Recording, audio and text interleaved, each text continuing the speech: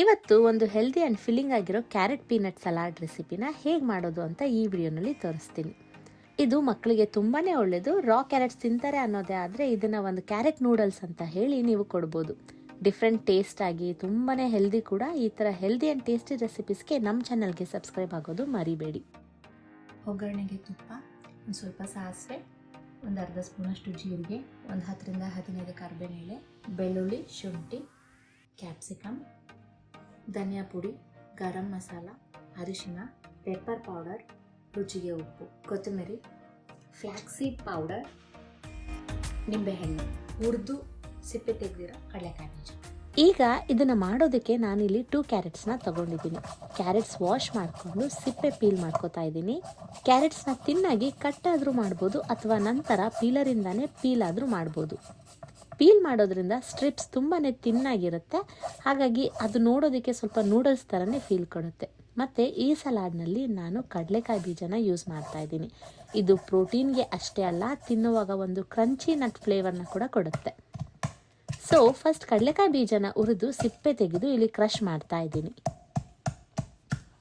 ಇದಕ್ಕೆ ಚಿಕ್ಕದಾಗಿ ಒಂದು ಒಗ್ಗರಣೆ ಕೊಡೋದಕ್ಕೆ ಅಂತ ನಾನು ತುಪ್ಪನ ಯೂಸ್ ಮಾಡ್ತಾ ಇದ್ದೀನಿ.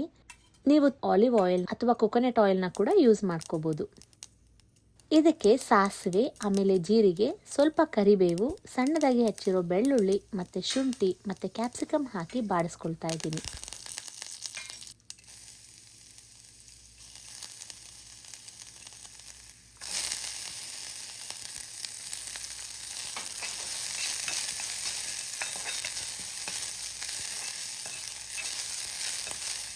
ಈಗ ಇದಕ್ಕೆ ಧನಿಯಾ ಪುಡಿ, ಗರಂ ಮಸಾಲ, ಅರಿಶಿನ ಪುಡಿ ಮತ್ತು ಪೆಪ್ಪರ್ ಪೌಡರ್ ಹಾಕಿ 1 ಮಿನಿಟ್ ಬಾಡಿಸ್ಕೊತಾ ಇದ್ದೀನಿ.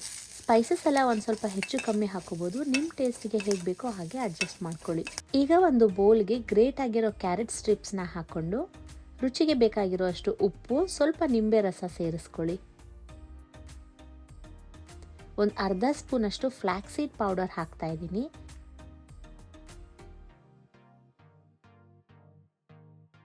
ಆಮೇಲೆ ಕೊತ್ತಂಬರಿ ಸೊಪ್ಪು, ಕ್ರಶ್ಡ್ ಪೀನಟ್ಸ್ನ ಹಾಕಿ ಒಂದು ಕ್ವಿಕ್ ಮಿಕ್ಸ್ ಮಾಡ್ಕೋತಾ ಇದ್ದೀನಿ.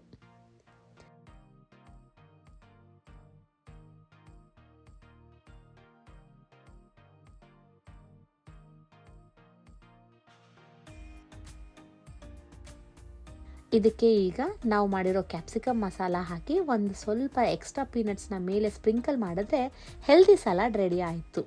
ಮತ್ತಷ್ಟು ಟೇಸ್ಟಿ ರೆಸಿಪೀಸ್ ನೋಡಬೇಕಾ? ಹಾಗಾದರೆ ನಮ್ಮ ಚಾನೆಲ್ಗೆ ಸಬ್ಸ್ಕ್ರೈಬ್ ಆಗಿ. ಮತ್ತು ಈ ವಿಡಿಯೋ ನಿಮಗೆ ಇಷ್ಟ ಆಗಿದರೆ ಲೈಕ್, ಶೇರ್ ಆ್ಯಂಡ್ ಕಮೆಂಟ್ ಮಾಡೋದು ಮರಿಬೇಡಿ. Thank you.